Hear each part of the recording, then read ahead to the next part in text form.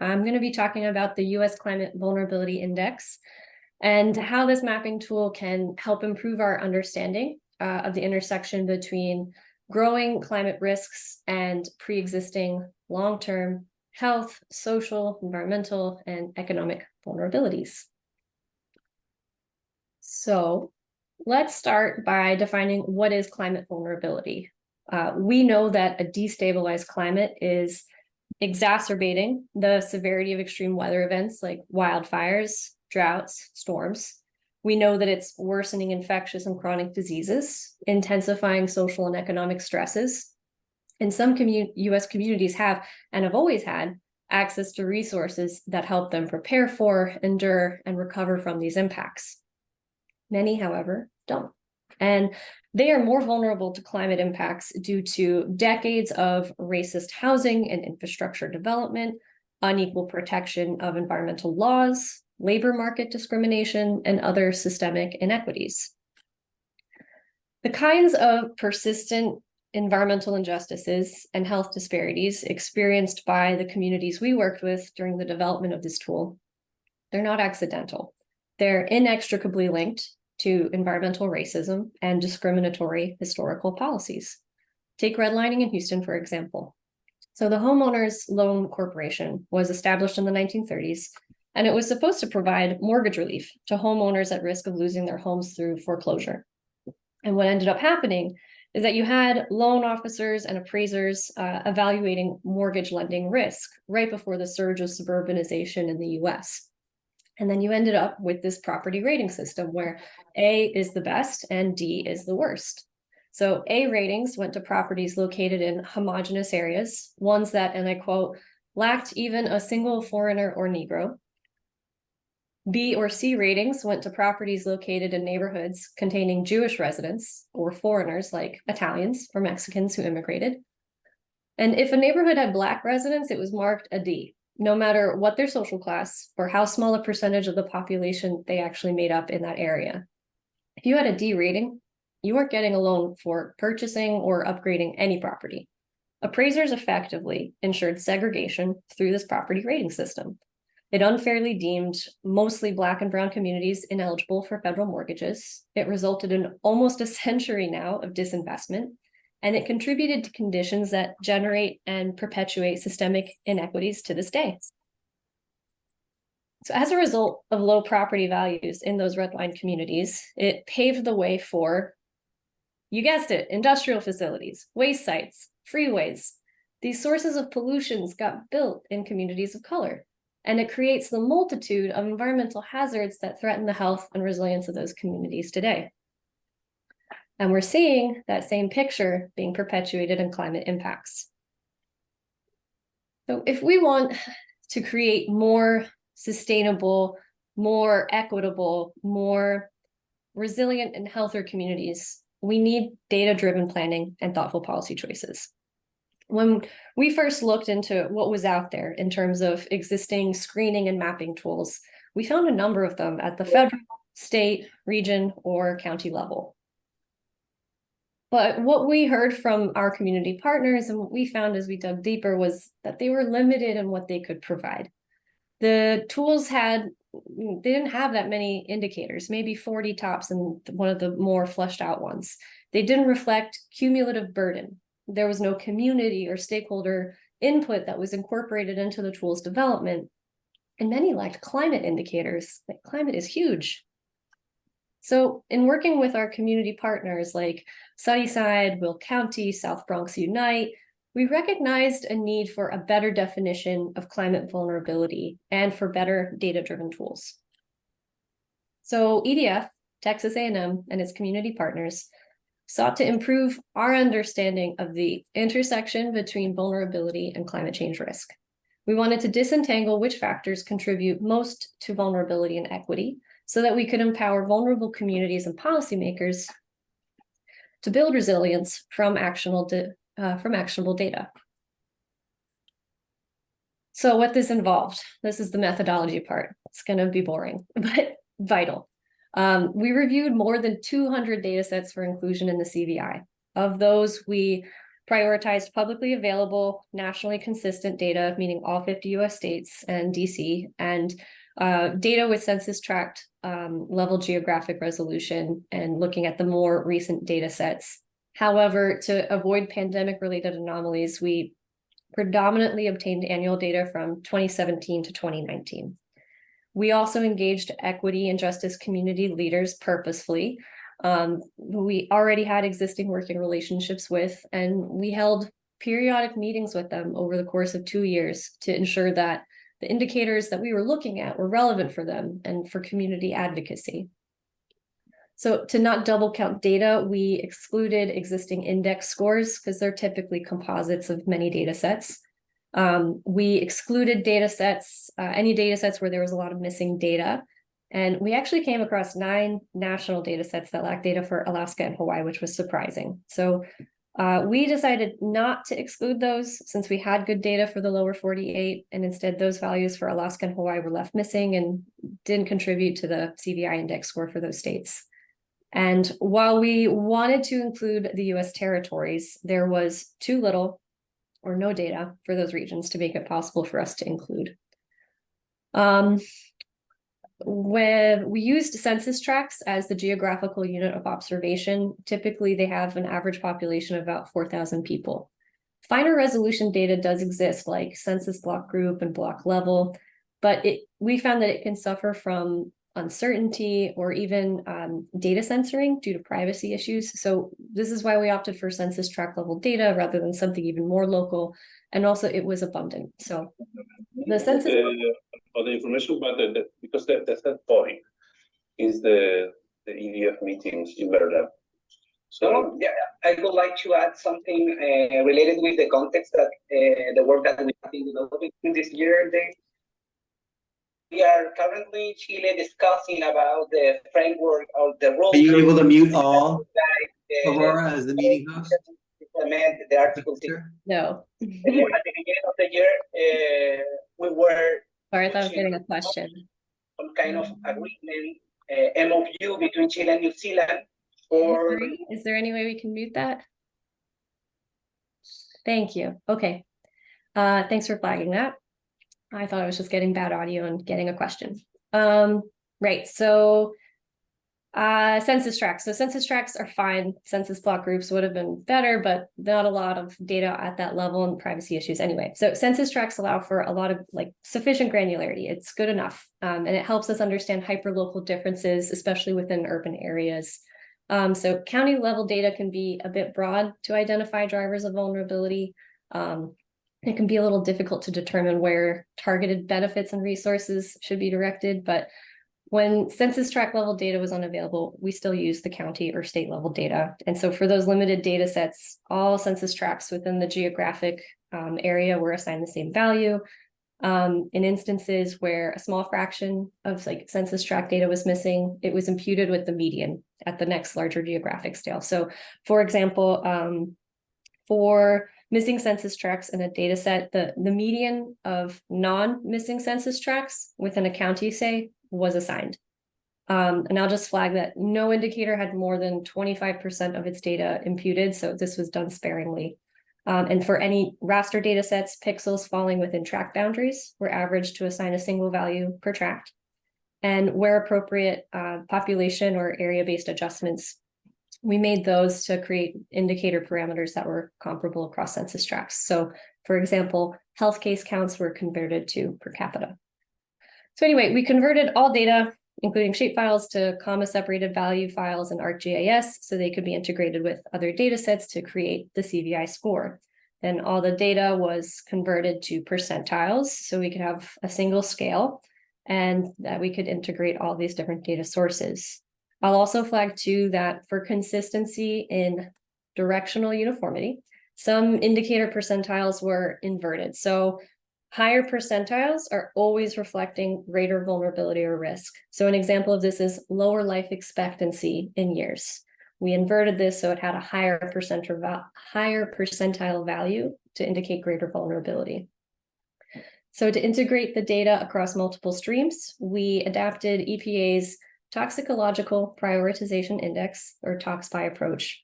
It's been used extensively to communicate risk prioritization and profiling information. And how it works is that it utilizes a weighted average to aggregate data, and it provides an overall relative ranking. So let me just move to the next slide. So to give you an example of how that hierarchy works, we utilize this structure where subdomain scores, which are in the middle, are built from the individual indicators, and domain scores are built from the subdomains. And the overall CVI is built using the domain scores. So each indicator, subdomain, and domain were equally weighted at each aggregation level. And for the visuals that you're about to see, the ToxPy scores were converted to percentiles from 0 to 100, where higher values indicate greater vulnerability. So once we gathered the data and we aggregated them, we put them into two main themes. So there's community baseline and climate impacts. Community baseline data represent the factors and conditions within a community that can limit its resilience to climate change, whereas climate impacts, that data is representing information about past and future impacts of a warming planet. So each theme was further divided into subcategories or domains, as we're calling them, which reflect more detailed aggregations of indicators. Under the community baseline theme, there's 4 domains: health, social and economic, environment, and infrastructure. And under the theme for climate impacts, there are 3 domains: health, extreme events, and social and economic. So we integrated the 184 indicators to create the index, and the number of indicators that went into each domain is shown in the parentheses. So I'll run through these briefly, but community baseline health is defined by factors reflecting baseline or the overall state of population health. So it's addressing differences in the prevalence of chronic and infectious diseases. It's looking at access to care, maternal and child health, mental health, life expectancy, preventative care, those types of things. Community baseline, social and economic. This domain is capturing the social and economic stressors that impact community resilience. There are basically a lot of data sets from, I think, the CDC's Social Vulnerability Index, but it's augmented by indicators such as redlining designations, additional vulnerable populations like the unhoused and veterans, crime and prison statistics, housing characteristics, and whether or not you have non-governmental organizations present or absent in your community. Then the community baseline environment domain is capturing environmental factors that pose a threat to a community's well-being. So this includes indicators that characterizing long-standing disparities of different exposure stressors, pollution. So thinking about transportation, area and point sources that generate air, soil, water pollution, looking at land use and other environmental health risk metrics. And then we have community baseline infrastructure. So this represents essential structures, services, and resources that affect community resilience. So thinking about transportation, energy, food, water, and waste management, governance, access to physical, digital, and financial resources. And we have climate impacts for health. So climate change impacts is the other theme, and it's reflecting both direct and indirect impacts, and they were divided into 3 risk categories. So health is the first one. And the health risk domain associated with climate change includes health projections of climate-related infectious disease and morbidity and mortality related to temperature, disasters, and pollution. The extreme events domain encompasses increased frequency and or severity of natural disasters and weather extremes. So it's looking at temperature, precipitation, droughts, flooding, wildfires, and storms. And finally, we have climate impacts for social and economic. So this is representing the social and economic costs and impacts associated with change in climate. It's including indicators reflecting exacerbation of social stressors, looking at property impacts, economic and productivity losses, energy transition, and greenhouse gas emissions. So all of this goes into creating, voila, this. So the CVI exists as a dashboard of an interactive map, and you can see the CVI to you can use the CVI to examine community vulnerabilities across the country. So you can look at it at the EPA region, you can look at it at the state, county, or census tract region. Sorry, my computer's dying naturally. And as I said earlier, census tracts are smaller than counties, so they're better suited for local community advocacy. So I'll be looking specifically at those for the remainder of the presentation. But what you're looking at here is a national map of overall climate vulnerability data, and it's ranking every census tract in the US, and the darker the color, the higher the vulnerability. And I do encourage you, if you want to, please go to the website and just explore. You can kind of listen in. I took snapshots because navigating the tool live is a little much. So if you want to look at what's underlying your overall climate vulnerability, you can view and select specific indicators to view. So you can look at community baseline, which was one of the two themes underpinning the overall climate vulnerability. You could also look at climate impacts, and you can look at further levels of detail beyond that. So back to the overall climate vulnerability map, I just kind of want to go over some of the results that we highlighted in our paper that came out earlier this year that underpins all the research going into this. So when you look at this map, overall climate vulnerability is highest in the Southeast and further westward in places like Texas, New Mexico, Arizona, and California's Central Valley. And there are statistically significant hotspots throughout those regions. By contrast, the lowest scores and corresponding cold spots are in the Northeast, Upper Midwest, and West Coast. Switching over to the community baseline map, this shows a similar pattern in the South as we saw for overall CVI. But if you can look closely, the hotspots are more localized in this map than in the last one.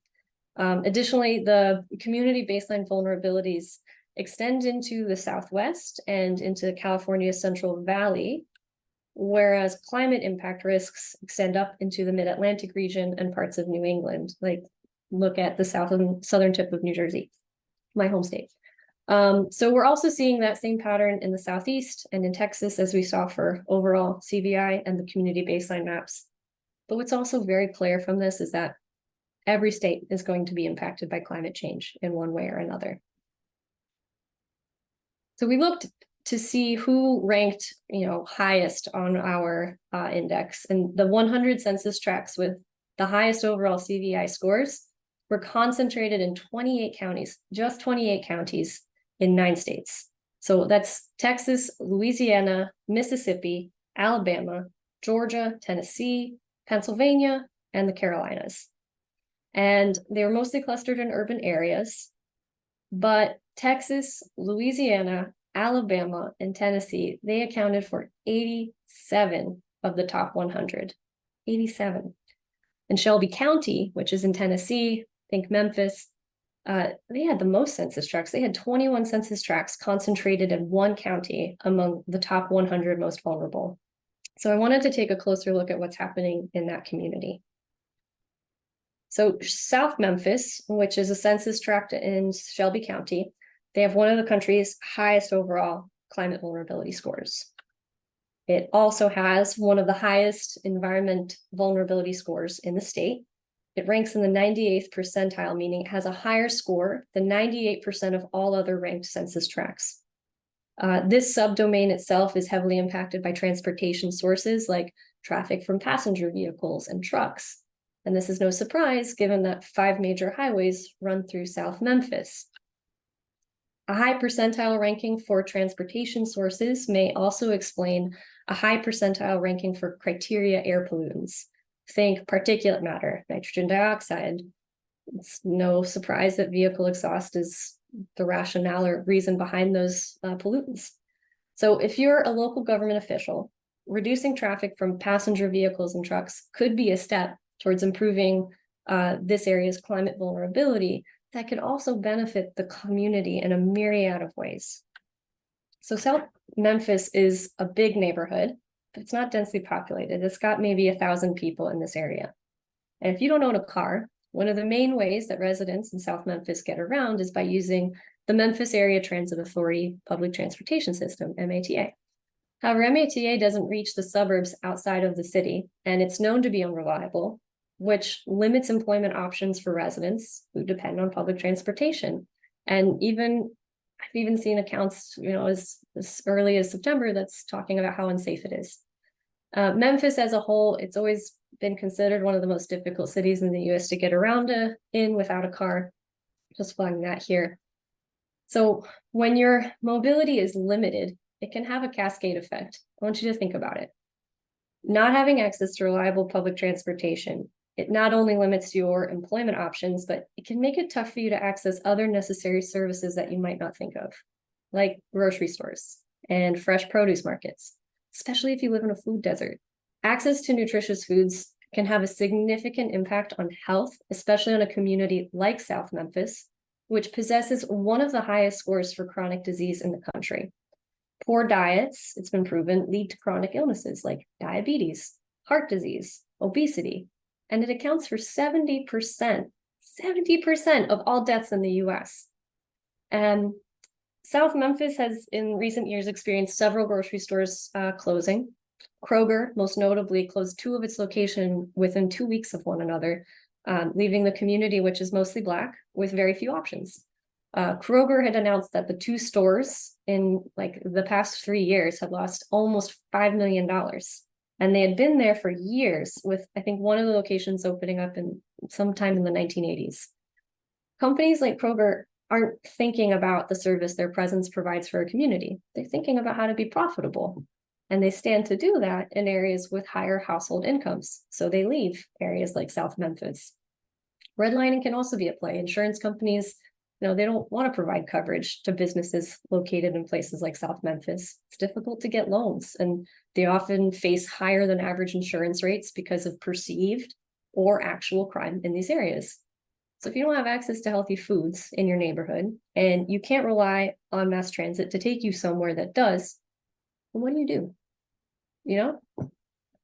So by using the CVI, you can identify the drivers of vulnerability in your community that will have the most impact. For South Memphis, by improving public transportation, by improving just one thing, you allow for improved job and supermarket access, you improve air quality and health outcomes for the community, and you reduce emissions. You're having both a local and a global impact. The CVI can be instrumental in enabling policymakers to better prioritize resources and target interventions. It provides a great template for addressing local scale and environmental justice, climate globally. In particular, the CVI gives planners, local governments, federal agencies, nonprofits, research teams, and so many more, gives them a means to take action and define where investments are needed most to protect vulnerable communities against climate impacts. This includes, investments towards decision-making, policy development, resource allocation, preparedness planning, community-level environmental action planning, and advocacy. The passage of the Inflation Reduction Act in 2022 and the Infrastructure Investment and Jobs Act in 2021, we know this, it marks a historic level of federal investment. This funding is meant to help the US achieve its climate goals, but it's also meant to improve the infrastructure, health, equity, and resilience of American communities. In addition, there's the Justice 40 initiative, which I know I don't have to tell you all about, but that's a whole of government initiative to ensure that 40% of overall benefits from things like IRA and IIJA are flowing to vulnerable communities that have been marginalized, underserved, and overburdened by pollution. So the Climate Vulnerability Index provides resources and links to current and forthcoming programs that can target each vulnerability we've included on our dashboard. You can search programs by vulnerability on a 50+ page document we've compiled. We've also linked EDF's Inflation Reduction Act tracker, which is updated much more frequently than that PDF. And it follows the implementation of IRA provisions by federal agencies quite closely. So if I were a community member from South Memphis and I wanted to see what could be done to address transportation issues in my community, I could go to the IRA tracker and see what, say, the Department of Transportation has to offer. Right now, there's one funding opportunity through DOT that seems like it would have, a direct application for the issues that we went through in the South Memphis case. So it's called the Reconnecting Communities and Neighborhood Grants Program. And what it's trying to achieve is it wants to prioritize vulnerable communities, wants to improve access to daily needs such as jobs, education, healthcare, food, and recreation. And it wants to foster equitable development and restoration, but do this by removing and retrofitting and mitigating highways and other transportation facilities that create barriers to a community's mobility, that create barriers to economic development or just access to basic daily needs. This EVI provides community-based organizations access to actionable data. And with that data backing up their lived experience, like what we're showing isn't news to anybody, to the people that live in these circumstances. We hope that the CVI can help a community member take advantage of grant opportunities to reduce disparities in their communities, to advocate for increased action and funding. So on our website, we have tutorials and more use cases to help anyone make use of the tool and understand how to use it to apply for funding. And it's kind of set up as a train the trainer kind of approach. Bottom line is that climate change is only going to exacerbate existing inequalities if we don't take appropriate action now to address those disparities. And we have this amazing opportunity to build toward climate justice, but we need to make sure that the resources are flowing to where they're most urgently needed. So I'll just take this time to also talk about some of the other work that we're thinking about with CVI in mind and ways in which it can be used to support other efforts at EDF. So one thing that we'd like to do is explore using the CVI as a tool to integrate equity into benefit cost analyses and other associated outcomes. So one specific example of this might be with the New York, New Jersey harbor tributary study, NJ-HATS, I think. So coastal storms have severely impacted the North Atlantic coast, including the New York, New Jersey harbor region. And in response to these storms, the U.S. Army Corps of Engineers is investigating measures to manage future flood risk. They want to do so in ways that support the long-term resilience and sustainability of the coastal ecosystem and surrounding communities. And they want to do so in a way that reduces the economic costs and risks associated with flood and storm events. And the purpose of the study is to determine the feasibility of constructing technically feasible, environmentally acceptable, and economically justified projects that will manage coastal storm risk while also supporting the study area's economic and community resilience. So that's a lot. So we want to think more deeply about how CVI can play a role to integrate equity better into that planning process. Also, shout out to the boss. Okay, we're also exploring how we might take what we've done in the US and recreate something similar in other countries. Right now, we're scoping out whether this would be possible for mainly EU countries. So thinking about Spain, thinking about Italy, Ireland, Germany, Romania, there are a few others that I'm forgetting. And it's highly dependent on data availability, and it's highly dependent on the level of the data resolution. So one thing that we've already flagged is that the US, by contrast, has pretty decent demographic data compared to countries like Germany. Race in the data we've seen so far is split between like German and foreign, same for Italy. So it's a little harder to understand how specific populations within a country might be impacted by things. But this is still in the beginning phases of us exploring, and so we're hoping to see where that takes us.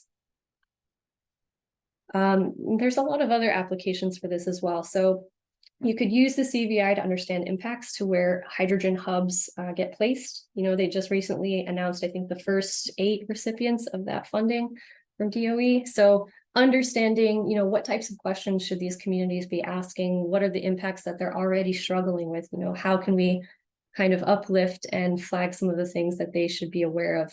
What are the questions they should be asking? That's something that they could use in doing like an assessment for where those are being located. You could also use it to understand how toxic chemical release could impact communities, looking at TSCA facilities. One of the cooler components of the dashboard is that you can upload your own data set to the CVI. It has to be point source. Unfortunately, it can't be like lines or polygons if you have any GIS vocabulary, but you can look at specific point sources of, yeah, toxic chemical release and understand where that's happening and what kinds of communities that's happening in. And then we're also using it currently to understand community vulnerability in New York. And one of the other things that we'd like to do is to use it in supporting our legal team. So when we're thinking about quantifying affected populations under certain regulations and improving litigation, that's something that we can have in our back pocket. Yeah, so I'll end it there and say thank you for your attention and thanks for tuning in today. And I'm happy to answer any questions.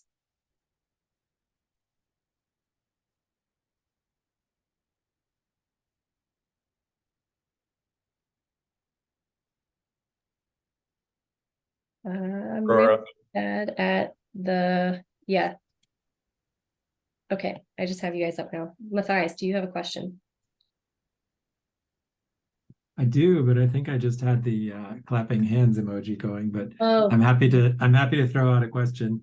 I think that, I mean, as I understand it, a lot of what's in the CVI is sort of a really good environmental justice sort of metrics and screening tool.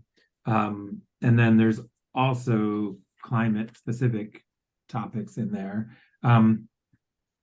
So I wondered if you could say anything about the sort of decision to brand it, particularly as a climate vulnerability index, when it, I feel like, and this came up in the way you described it as well, like it has quite broad applicability as an environmental justice tool, in addition to being unique. I mean, it's unique in many of its sort of normal respects, and also in adding this climate vulnerability aspect. So I'm wondering how was that decision made to present it that way? And yeah, that... so no, for sure. So there is like the social, like there are other social vulnerability indexes. And yeah, our tool is very comprehensive and broad in its definition of what defines vulnerability.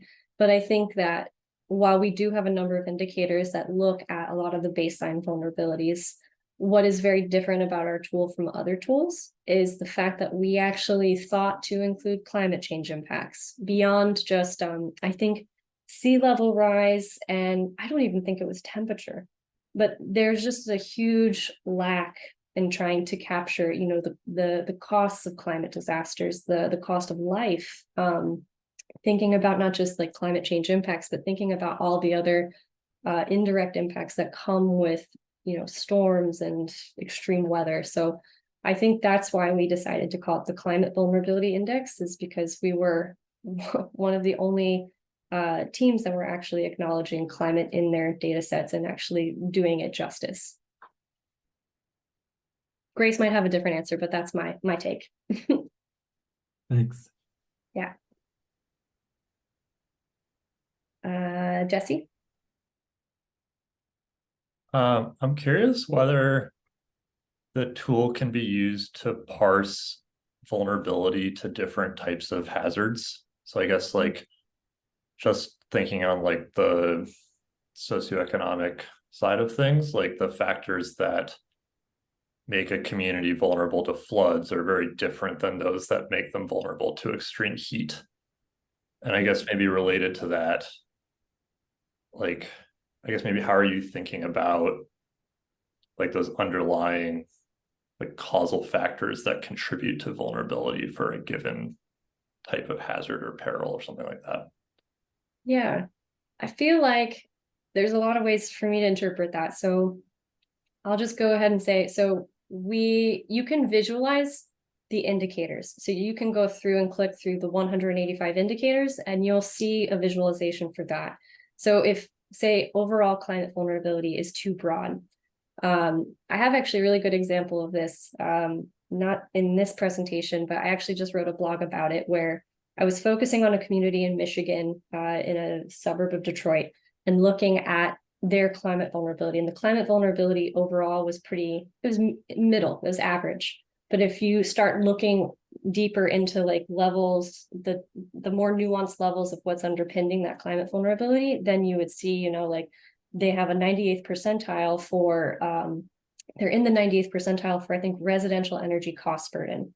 meaning that this specific neighborhood in Detroit is paying, I think, something like 16 times more than the average for low income families on their energy bills. And that's huge. And so, there's a lot of ways where you can really dig into understanding the specific drivers of vulnerability. When you click on the census tract that you're most interested in, you'll get like a spotlight of the top, the highest scoring, factors at the indicator, subdomain, and domain. So it'll like call that out for you. And then you can just see an overall composition of a specific metric that you're looking at. And then I think I was also thinking about if you wanted to understand, like, I don't know if you'd be able to make a causal relationship to it, but like, it's very clear when you overlay, say, TSCA facilities with communities that are struggling with air pollution related health risks, like there's a relationship there for sure. And you can see that. And it's whether or not you can say like this specific facility caused it, you can definitely see that, Cancer Alley is very evident when you pull it up on the map. And if you were to put in the industrial facilities that fall within that stretch of land, like you can see that relationship. I don't know if that helps answer your question. Yeah, that's helpful. I guess kind of related. Like the examples that you've given are kind of like what I'll call like bottom up. Like if you have like a particular census tract, you can identify what are the factors that make it vulnerable. But maybe like what I'm interested in is like more of like a top down use case where like say like for FEMA or Army Corps, they want to make investments to reduce vulnerability for flood, let's say. Like in prioritizing those census tracts, I guess like I imagine that user would want to focus on like certain elements of vulnerability, like specific to flooding, and not things like incidents of cancer, which aren't like particularly relevant, maybe. Yeah. In that case, I would say you could look at just the flooding indicator and see what lights up on the map. We do have this information at the census tract level, but if you wanted to look at it, at the county, state, or EPA region, that's an option. But yeah, I'd say reach out, explore the tool, like let's look at it together and understand ways that it could actually be useful for the context of your project. I think there's a lot of applications for the CVI, and I know we did our best to think of all the different ways it could be used, but there are probably many more ways out there. So yeah, I'd love to chat more sometime about the Ninja Hats application at some point. Yeah, for sure.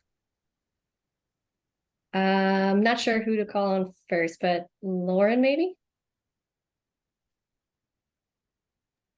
Hey, I'm Lauren. Super impressive work. I'm actually glad you called me because I'm sort of going to build on what Jesse said. It sounds like you guys are already like thinking about this, but this idea that you should like target different interventions to where communities specifically need help. Like I was thinking about this Memphis example that you brought up where transportation was an issue and access to healthy foods was an issue. So you might want to target like public transit. I think it would be super cool if you guys sort of went into the grant provisions in the IRA and started thinking about like how you could take grants in the IRA and then use your tool to target different communities and how targeting would deliver, better impacts than sort of like a uniformly distributed grant or something like that. Targeting is also sort of a hot topic in like the econ literature right now. So I'd be happy to sort of point you to some papers if you'd like.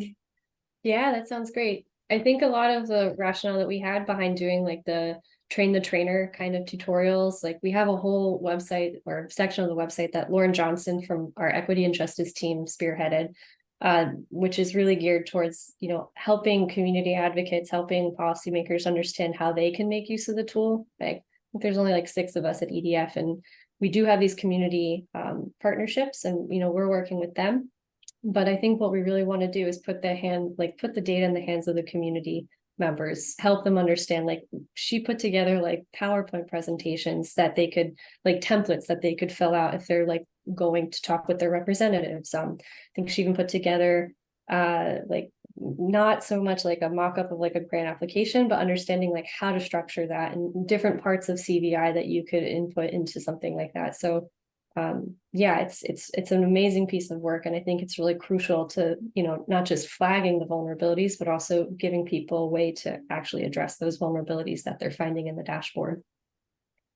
But yeah, I'd love to see that work that you were referencing. Karina. Hi, thank you. Sorry, I have a bit of a froggy throat, but trying through it. I wanted to I was curious how you all thought about the weighting of the different indicators. Correct me if I'm wrong, but I think I heard that all of the indicators, while aggregated to get a score within the domains, they're all weighted equally in like importance or value. And I think that there's no, I don't think perfect answer to this, but this is like such a open, hot question of like, we don't have perfect mathematical formulas that relate certain aspects of vulnerability to like actual lived experience. And I'm curious how you all thought about the weighting of indicators that represent really different things and maybe even different relative importance to life, to like kind of an everyday experience. And then also kind of looking through it, like there's more indicators for some categories like temperature versus like one indicator for flooding, which maybe would overweight temperature relative to flooding, if I even understand correctly. So I guess I'm curious how you all thought through this, and maybe correct me if my guess. So the way that I think the aggregation and the weighting went is that no indicator had like more impact, regardless of the number of indicators behind like the subdomain. It wouldn't like it wasn't like a majority would win in that kind of structure. So I hope that helps answer that question about like the flooding and like, you know, we had a lot of temperature data. And I would just say, I mean, we've never thought of this as like the only thing that communities would be using. Like we were talking with folks in Sunnyside, Grace T. Lewis, who's one of the primary authors on the paper. She's based in Houston, and she's been really like the one doing most of the community engagement, going to Sunnyside, going to Pleasantville, where we have our working relationships. And, you know, they know what's wrong in the communities. They know who are the polluters. They know exactly like ways in which they feel like the community could be improved. Like this tool isn't telling them anything new. What this tool is doing is giving them the data to back up the lived experience, so that when they go to apply for, you know, grant funding and they say like, you know, we really think that this like facility that's emitting chemical toxics into our community isn't great and we don't want it placed here. Here's the data that shows like what the impacts are. It's really just supporting the lived experience that these communities are facing. And it's also highlighting for people that don't know what's happening in these communities to understand what's at play here. And, you know, it's really easy to, I mean, a lot of times you see the conversation, it's like, it's always going to be about race and about income. And those are really big factors. But there's a lot of other things going on that contribute to vulnerability, like broadband access. That's huge. Like I understand your point about the equal weighting, but like not thinking about like, do they have access to the internet? Can they access training? Can they, you know, like apply for a job? Can they even apply for grant funding if they don't have internet? Like, these are just, we took a very broad interpretation of what vulnerability means. And yeah, I don't think we've ever fooled ourselves into thinking that this would be like the only thing, you know, helping people get funding. It's a tool. It's meant to be used as a tool. So I don't know if that helps answer your question. Yeah, for sure. I have another question, but I'll let Jamie go and we can circle back or offline. Please, you go. Oh, okay. Well, this is maybe a quick question and then a follow-up, we can talk more about it, which is I was curious if I just read this really interesting, it's like a preprint, so it hasn't been published yet, sensitivity analysis of the CalEnviro screen. And they do kind of like a classic model sensitivity test. And they show how very benign decisions have made huge differences in the outcomes, and estimate the amount of money, to Lauren's point, that got targeted or prioritized to specific communities because of that, and kind of elucidate the vulnerability of these types of indices and models to whoever's in political power, because some of these decisions are made within an administration that can like tinker with it. And so I was kind of curious if you guys behind the scenes had done any, this was like kind of a big sensitivity analysis, but if you guys had tested any of the sensitivity to some of the decisions you made. And then the follow-up discussion would be like, do you guys want to talk about maybe doing that on the side if you haven't? Because I think it's a really interesting exercise. Yeah, I'd love to see that preprint. And, you know, it's been a while since I've looked at the paper, so I can't say whether or not we've done a sensitivity analysis. So yeah, let's link up later and talk more about that, because I'd like to hear more about that. And yeah, sorry, I can't give you an answer on the spot. I don't want to say yes or no, because I'm just not sure.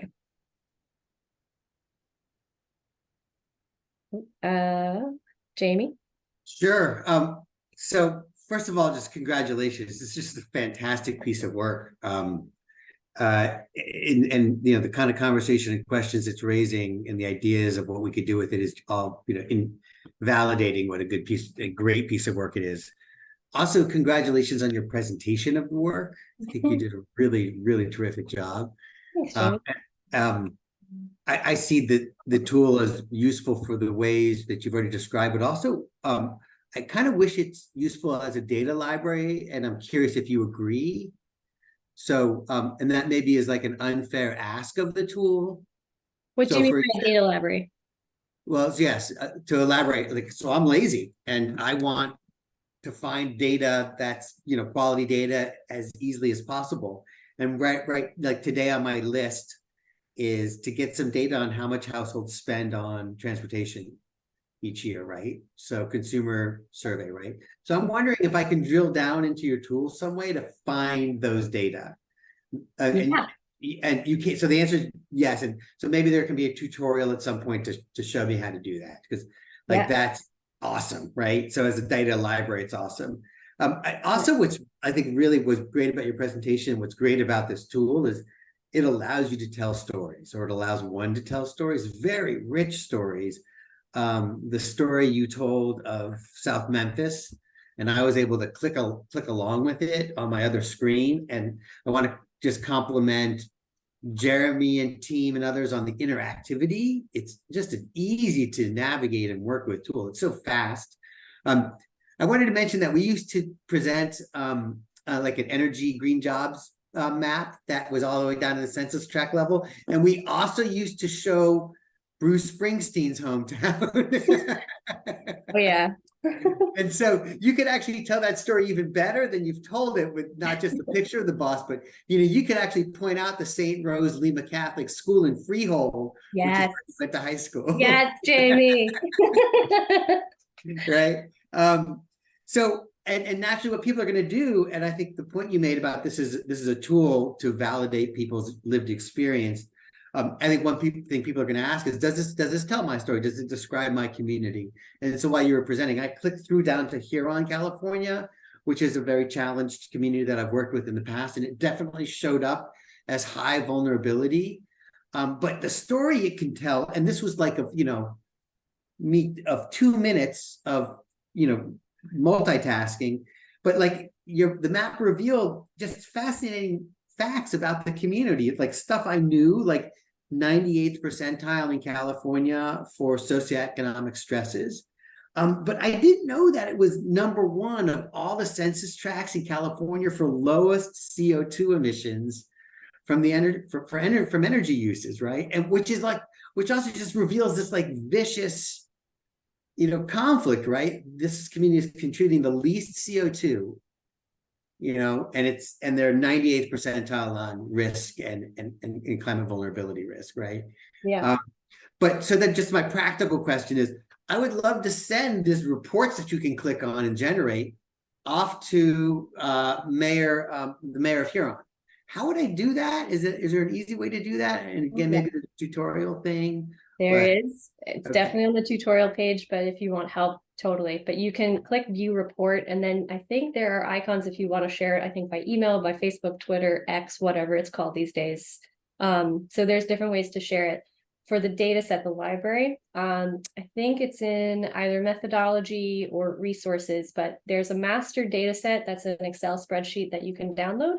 But also, as you're going through the map, I don't think it's there for like anything above the indicators, but for the indicators, because that actually comes from specific data sets, you can look at the top of the map and there's the information icon, and you can just hover your mouse over and it'll tell you the data set that it comes from. But if you're looking for all of them in just one big spot, it's just called the master CVI. Marjorie Snyder put it together for us before she left, which was amazing because it's a lot of data, but you can find like the reports, and then I think there's links, and then like specific information for like the data sets that we used. So yeah. Thank you again. Kudos. Really Yeah, thanks, Jamie. great Yeah, stuff. really exciting. I'm wondering if you how you were linking this with the EDF-CJ Resources Center. Oh, yeah, I'm not sure. That's a good question. I know that we've been kind of stumbling around on Slack. I've been stumbling around on Slack and just telling everybody about it, but that's a good yeah, I'm gonna follow You're up. helping people seek funds, right? And Yeah. this is a tool that would be really very Yeah. valuable. Thanks for that, Jamie. Carolyn. Hi, Aurora. Thanks for the great presentation. I had a question about, I guess this is EDF plans, but how to keep it updated over time, and also how you're thinking about what time frame is relevant for people. So you said that most of the data ends in 2019, and I think a lot of the indicators you talked about are pretty sticky year on year, so you wouldn't expect them to move around, but there are some of them that are going to move around and are going to move around in response to the types of investments you're hoping that communities will make. And there were some significant changes, sometimes not, from the pandemic, and this is all pre. So I'm just wondering how you guys are thinking about, like, yeah, what time frame is going into this tool? Yeah, I mean, so the fundraising portion, it's slightly above my head, but I'm already been slated to like join my team on a CVI fundraising call. But and through the process, put it this way, I think we're game for it, but I'm not sure what the resources look like. As we've been developing the tool, we've always referred to it as V1. And we have, with Dark Horse Analytics, who designed the dashboard for us, we have a lot of things in V2, but I'm not quite sure from just where I sit, like what the next steps on that look like. But for Jeremy and I, a portion of our time we spend with the Federal Climate Innovation Team. And so they've been gracious enough, Derek's been gracious enough to understand that CVI is a big priority. And so what we're going to be doing in the next couple of months is doing outreach to popularize the tool, to make sure, you know, it's called a launch, like that's the start. It's not like the finish line. So we're thinking about how do we get the tool in front of, you know, academic researchers? How do we get the tool in front of federal policymakers? And so there's very much still an active work on that piece. And as far as updating the data, I'm not quite sure yet. Yeah, it's a longer term question. There's definitely a desire. That's good. Can I ask one question though? Have you thought about whether there are any indicators that you think might have shifted since 2019? Like, are there any in particular that might not have been as sticky? Or have you guys thought about that? Yeah. Or maybe, yeah. I mean, I'm not sure if the other group has thought about this at all, but I think one of the biggest things we noticed was there was a lack of maternal like health data and child data. And so I'm not sure about the stickiness of the current data sets that we have, but we worked with the health team on this one. And so we were very much aware of how much data we didn't have that we wish we had had. And there's an ongoing list of that. So one of the great things is when I got to go to California for the Geo for Good Summit, we were able to meet with folks, I'm forgetting the university name, but it's with the Madres Project. And that's like, they're specifically thinking about maternal health and thinking about collecting those types of data. So yeah, I'm not sure about the stickiness piece, but we are thinking about the data sets that we wish we could have incorporated. And yeah, just trying to keep an open mind and always keeping notes for V2. Yeah, thank you.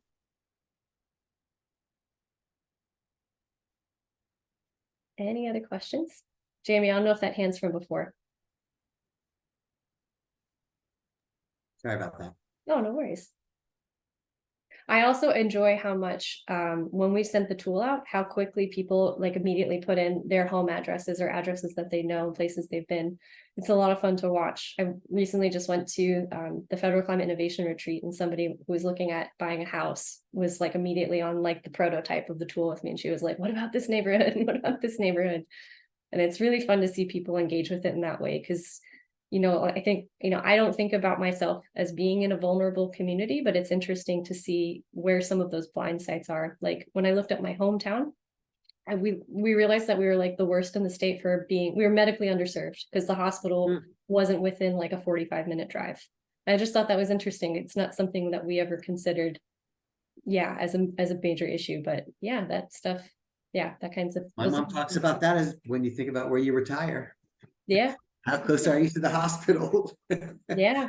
Or if like climate disaster hits, like, I don't know. It's a more. I did want to maybe ask one question where I think Carolyn was maybe going with this in terms of updates to data, is to think about how this is a tool for policymakers to inform priorities, what types of interventions.